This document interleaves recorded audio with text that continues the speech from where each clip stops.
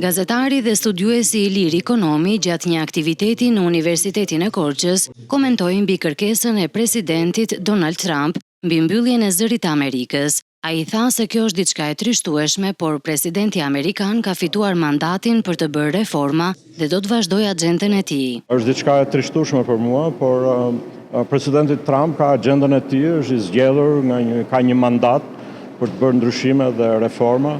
Dhe ne ende nuk e dim se si do të përfundojë kjo.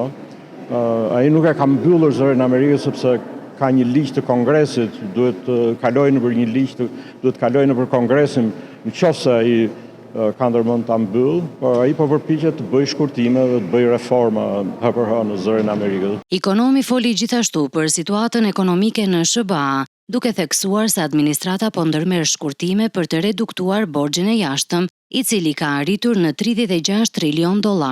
Ata po bëjnë shkurtime me sa di unë në kuadrin e shkurtimeve të përgjithshme të administratës amerikane për të shkurtuar në përgjithësi, për të ulur borxhin e jashtëm amerikan, që është $36 trilion. Trilion, nuk flasim për bilion, miliarda, po flasim për trilion. Dhe është sipas presidentit Trump nuk ka rrugë tjetër Amerika vetëm të bëjë shkurtime të tilla.